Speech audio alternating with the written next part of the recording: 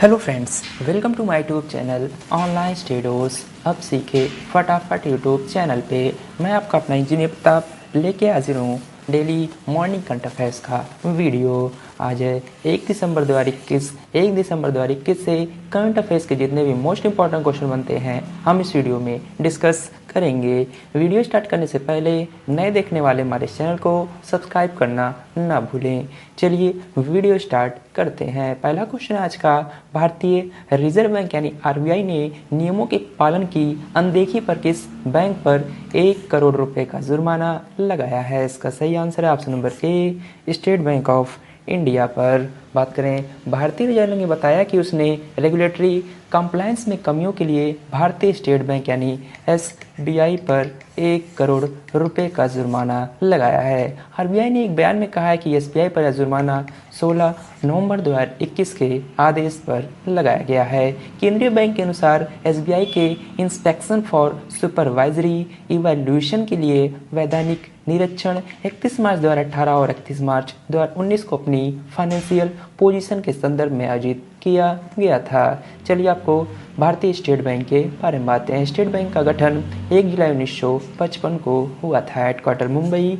बात करें, चेयरमैन है दिनेश कुमार खारा जी, जो कि आपको इमेज में दिखाई दे रहे हैं। इसका पुराना नाम था imperial bank of India. Next question पे जाने से पहले वीडियो पसंद आ रहा हो तो एक लाइक ज़रूर कर दें। साथ ही में आप हमारे टेलीग्राम चैनल ऑनलाइन स्टडीज को ज्वाइन करना ना भूलें। वहाँ आपको इस वीडियो का पीडीएफ मिल जाएगा।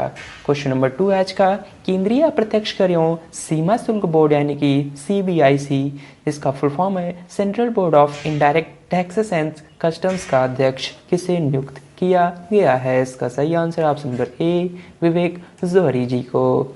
वरिष्ठ नौकरशाह विवेक जौहरी को केंद्रीय अप्रत्यक्ष कर एवं सीमा शुल्क बोर्ड का अध्यक्ष नियुक्त किया गया है। जौहरी वर्ष 1985 बैच के भारतीय राजस्व सेवा अधिकारी हैं और वर्तमान में सीबीआईसी में सदस्य के रूप में कार्यरत हैं। चलिए आपको इमेज में दिखाते हैं, ये आपको इमेज में दिखाई दे रहे हैं, ये हैं विवेक जौहरी जी। चलिए चलते हैं नेक्स्ट क्वेश्चन नंबर 3 की तरफ। भारतीय पर्वतारोहण फाउंडेशन की पहली महिला अध्यक्ष कौन बनी है? इसका सही answer option number C, Harshwanti Bisht ji. बात करें, उत्तराखंड की प्रसिद्ध पर्वतारोही हर्षवंती बिष्ट ने भारतीय पर्वतारोहण फाउंडेशन की पहली महिला अध्यक्ष चुने जाने का गौरव प्राप्त किया है। बात करें, इंडियन माउंटेनिंग फाउंडेशन, जिसका शॉर्ट नाम है IMF। बात करें, 62 वर्षीय बिष्ट ने प्रतिष्ठित पद के लिए चुने जाने के लिए कुल 107 वोटों में से 60 वोट हासिल किए हैं। यह पहली बार है कि किसी महिला को IMF के अध्यक्ष के रूप में चुना गया है। बात करें, इसकी स्थापना वर्ष 1958 में हुई थी। चलिए चलते हैं, आपको इमेज में दिखाते हैं। ये आपको इमेज में दिखाई दे रही हैं, ये हैं हर्षवंती बिष्ट जी। चलिए चलते हैं नेक्स्ट क्वेश्चन नंबर 4 की तरफ।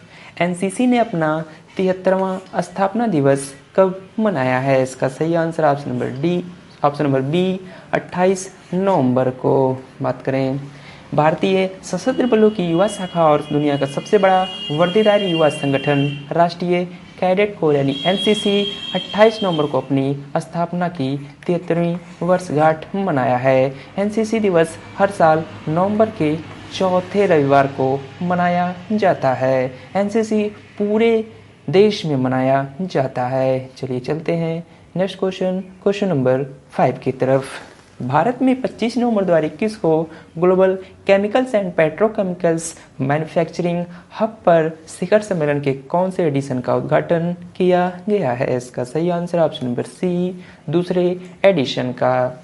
भारत में 25 नवंबर 2021 को global chemicals and petrochemicals manufacturing hub पर शिखर सम्मेलन के सेकेंड एडिशन यानी दूसरे एडिशन का उद्घाटन किया गया है। इस global chemicals and petrochemicals manufacturing hub summit का आयोजन रसायन और पेट्रोकेमिकल विभाग, रसायन और उर्वरक मंत्रालय द्वारा federation of India chambers of commerce and industry यानी फिक्की के सहयोग से हाइब्रिड तौर पर किया गया था।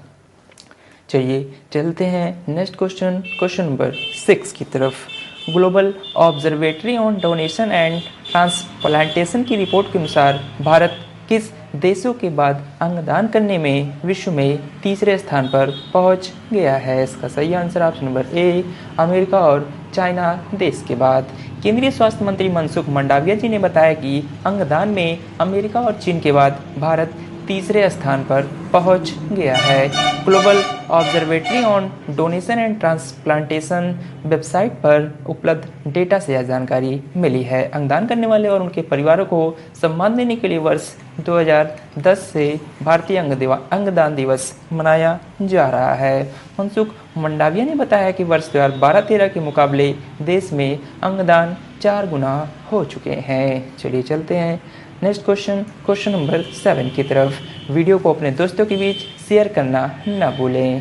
क्वेश्चन नंबर 7 है, अमृतसर के परमजीत सिंह ने तिब्लिस यानी जॉर्जिया में खेली जा रही विश्व पावर लिफ्टिंग चैंपियनशिप में 49 किलो भार वर्ग में कौन सा पदक जीता है? इसका सही आंसर ऑप्शन नंबर सी, कांस्य पदक। बात करें, अमृतसर के परमजीत सिंह ने तिब्लिस में खेली जा रही विश्व पावर लिफ्टिंग चैंपियनशिप में 49 किलो भार वर्ग में कांस्य पदक जीता है। परमजीत रविवार को कुल 158 किलो वजन उठाकर राष्ट्रीय कीर्तिमान के साथ तीसरे स्थान पर रहे हैं। परमजीत ने इससे पहले जकार्ता पैरा एशियाई खेलों में 135 किलो वजन उठाकर कांस्य पदक जीता था। चलिए आपको इमेज में दिखाते हैं, ये आपको इमेज में दिखाई दे रहे हैं, ये हैं परमजीत सिंह जी। चलिए चलते हैं नेक्स्ट क्वेश्चन नंबर 8 की तरफ।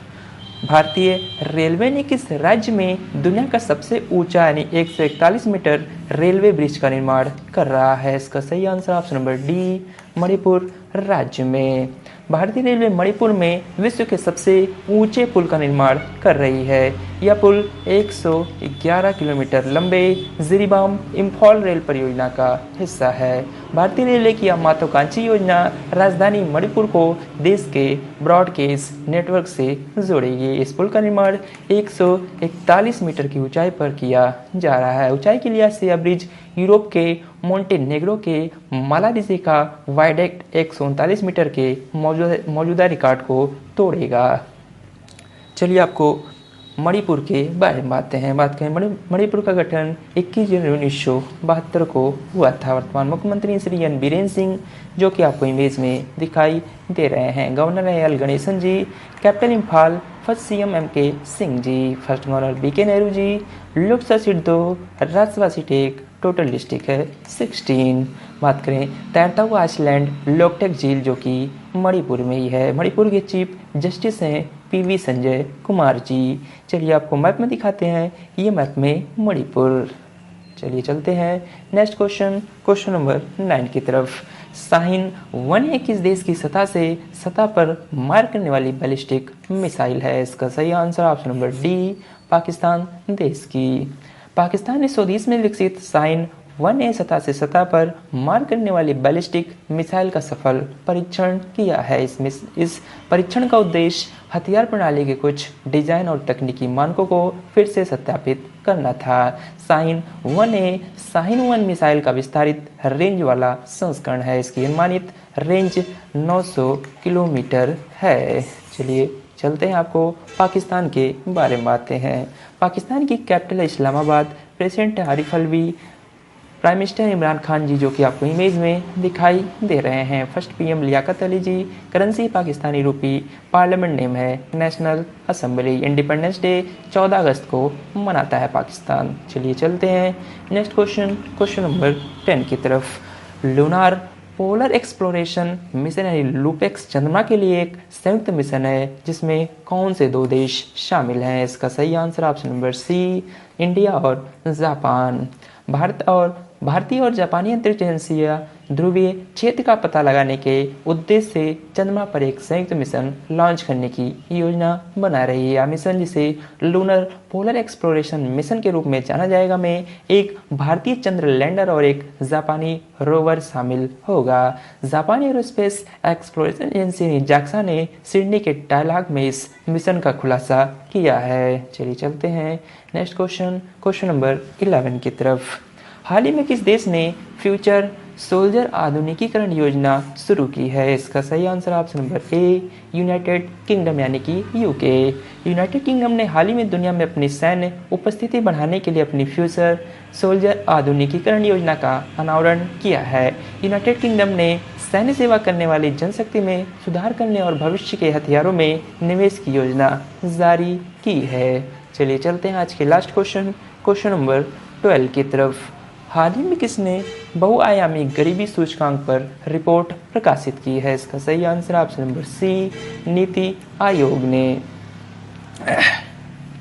नीति आयोग ने हाल ही में भारत के बहुआयामी गरीबी सूचकांक यानी मल्टी डायमेंशनल पॉवर्टी इंडेक्स यानी MPI पर अपनी रिपोर्ट प्रकाशित की है। बात करें 2021 के लिए भारत की MPI की बात करें तो UNDP और OPHI द्वारा शुरू किए गए 2021 के लिए MPI ने दिखाया कि भारत 27.9% आबादी बहुआयामी गरीब थी। इस सूचकांक में 109 देशों में भारत 62वें स्थान पर है। इसे ज़रूर याद रखें। पर्याप्त पोषण, बेहतर पेयजल की कमी या कम से कम 6 साल की स्कूली शिक्षा जैसे 10 संकेतों के आधार पर यह सूचना तैयार किया गया था। इस रिपोर्ट में शहरों में प्रतिदिन 47 रुपये से कम खर्च करने वाले और गांव में 32 रुपये से कम खर्च करने वाले व्यक्ति को गरीब माना गया है। चलिए चलते हैं पिछले दिन के वन लाइन करंट अफेयर्स को रिवीजन करते हैं। हाल ही में कोविड वेरिएंट B.1.1.1.529 को एक चिंताजनक रूप WHO यानी वर्ल्ड हेल्थ ऑर्गेनाइजेशन ने घोषित किया है। मनरेगा योजना के लिए हाल ही में 10,000 करोड़ रुपए आवंटित किए गए हैं। आयुर्वेद पर्व दिवस का उद्घाटन मुंजपारा महेंद्र भाई जी ने किया है। बात करें दिल्ली राज्य की सरकार ने तीर्थ यात्रा योजना में करतारपुर साहिब और वेलंकनी को शामिल किया है। Conversations India leading art historian engage with 101 themes and more नामक पुस्तक ब्रजेंद्र नाथ गोस्वामी द्वारा लिखा गया है। जर्मनी देश ने जलवायु परिवर्तन के खिलाफ भारत की लड़ाई में सहायता के लिए 1.2 बिलियन यूरो से अधिक की घोषणा की है। दुनिया का सबसे व्यवस्थित बैंक JP मॉर्गन चेस को नामित किया गया है। संयुक्त राष्ट्र महासभा के हालिया प्रस्ताव के अनुसार बांग्लादेश और नेपाल की नई श्रेणी विकासशील देश में गिनी जाएगी। हाल ही में राजनाथ सिंह जी ने आपदा प्रबंधन पर 5वीं विश्व कांग्रेस का आभासी रूप से उद्घाटन किया है। चलिए चलते हैं आंसर ऑफ एस्टरडे क्वेश्चन की तरफ। पहला क्वेश्चन था हाल ही में किसने क्षेत्रीय हवाई संपर्क को बढ़ावा देने के लिए नागरिक उड्डयन मंत्रालय के साथ समझौता किया है? इसका सही आंसर था ऑप्शन नंबर सी मेक माई ट्रिप ने। क्वेश्चन 2 था कल का सेना प्रमुख ने किस शहर में सैन्य अभ्यास दक्षिण शक्ति देखा है? इसका सही आंसर था ऑप्शन नंबर ए जैसलमेर में। चलिए चलते हैं क्वेश्चन ऑफ द डे की तरफ। पहला क्वेश्चन है आज का वाहनों पर ग्रीन टैक्स लगाने के लिए किस राज्य ने मोटर वाहन कराधान संशोधन विधेयक 2021 पारित किया है? क्वेश्चन 2 है द्विवार्षिक भारत फ्रांस संयुक्त सैन्य अभ्यास शक्ति 2021 का छठा संस्करण कितने नवंबर को फ्रांस में संपन्न हुआ है? इन दोनों क्वेश्चन का आंसर आपको कमेंट बॉक्स में कमेंट करके ज़रूर बताना है। ऐसे ही करंट अफेयर्स वीडियो के लिए आप अपने चैनल ऑनलाइन स्टूडियोज़ को सब्सक्राइब करना ना भूलें। वीडियो पसंद आई हो तो एक लाइक ज़रूर कर दें। Thanks for watching.